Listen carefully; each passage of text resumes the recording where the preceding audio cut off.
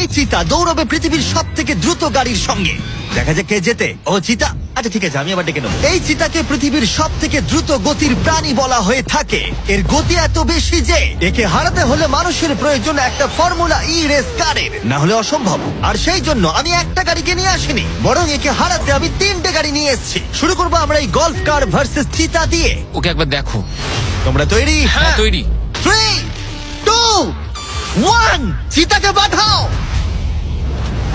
ও ভাই, ও খুব জোরে দৌড়চ্ছে। কাছাকাছিও নয়। ছিটকে বেরিয়ে গেল। দিকে ধুলোয় ঢুকে যাচ্ছি। আমি আর দেখতেও পাচ্ছি না, এটা গায়েব হয়ে গেল। চিতা রেসটা শেষ করে ফেললো আর আমরা এখনো মাঝ রাস্তায় আছি। খুব বাজে হলো। স্যার, চিতা তুমি আমাদের লড়াই করতেই দিলে না। আমাদের আরেকটু দ্রুত দরকার, পরে গাড়িটা নিয়ে এসো। আমরা সবাই জানি একটা গল্ফ কার চিতাকে হারাতে পারবে না, কিন্তু এই পরের রেসে মোটর গাড়ির ইতিহাসে সবচেয়ে সুন্দর গাড়ি কিনতে আমি একটু খরচ করিনি। আর এটা আমি একদম সত্যি কথা বলছি। মিনি ভ্যান ভার্সেস চিতা।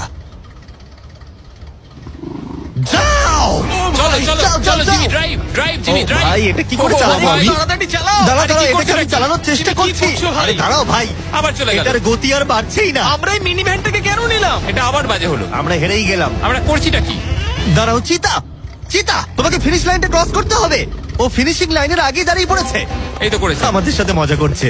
আমার মনে হয় পশুদের আমার সাথে মনে কাজ হয় করলে এরকমটাই হয়। ও আমাদের জন্য দুঃখিত। হ্যাঁ, ফর্মুলা ই কারের সাথে চিতা রেসের আগে আমাদের এটাকে বাঁচাতে হবে ওভার হিটিং এর হাত থেকে। তার মানে আমাদেরকে এটা করতে হলো।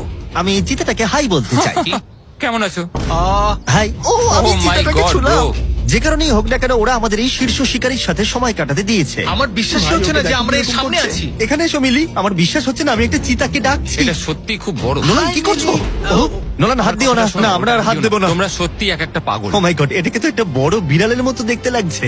হ্যাঁ, একটু দাঁড়াও। আমরা চিতাকে রেসের মাঝখানে একটু ব্রেক দিয়েছি যাতে ও বেশি হাঁপিয়ে না পড়ে। আর যদি তোমরা জানতে চাও, আমরা কোলাব করেছি আমেরিকান হিউম্যান সোসাইটির সাথে, যারা এই সমস্ত প্রাণীদের সাথে আমাদের ভিডিও করতে অনুমতি দিয়েছে। আর সেই জন্য এটা করছি কারণ বর্তমানে পৃথিবীতে 8,000-এরও কম চিতা বাস করে। যে কারণে এই ভিডিও করার সময় আমরা খুব সাবধানতার সাথে এদের সাথে ব্যবহার করছি। এটাই করা উচিত। লোমগুলো কত দাঁড়াও, নরম। চিতাটা কি জোরে গড়গড় করছে। তার মানে ও আমাদেরকে লাইক করে। মনে হচ্ছে মিলি পরের রেসের জন্য তৈরি। চলো যাওয়া যাক। যে সময়ের জন্য আমরা সবাই অপেক্ষা করছিলাম সেই মুহূর্ত অবশেষে এসে গেছে।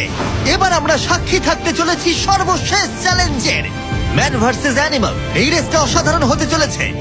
যদি এটাকে কেউ নষ্ট করতে পারে, সেটা একমাত্র নোলানই হবে।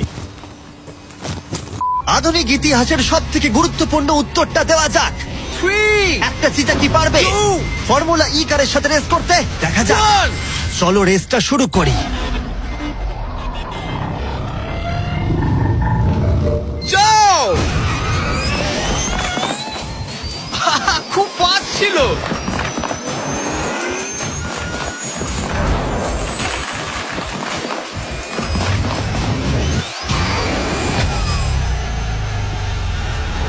গাড়িটা চিতার পাশ দিয়ে উড়ে গেল। ও মাই গড। যদিও মিলি জিততে পারেনি, তবু এটা দারুণ যে একটা চিতা বিশ্ব চ্যাম্পিয়নশিপে অংশ নেওয়া একটা গাড়ির বিরুদ্ধে লড়াই করেছে। এটা সত্যিই দারুণ। কিন্তু যখন 1 শতাব্দীরও বেশি সময় আগে প্রথম গাড়ি তৈরি হয়েছিল, তখন 1 লাখেরও বেশি চিতা এই পৃথিবীতে ছিল, কিন্তু বর্তমানে 8,000-এরও কম। এই অসাধারণ প্রাণীগুলোকে বিলুপ্তির হাত থেকে রক্ষা করা আমাদের কর্তব্য, যাতে তারা আমাদেরকে এগিয়ে যাওয়ার জন্য অনুপ্রাণিত করতে পারে।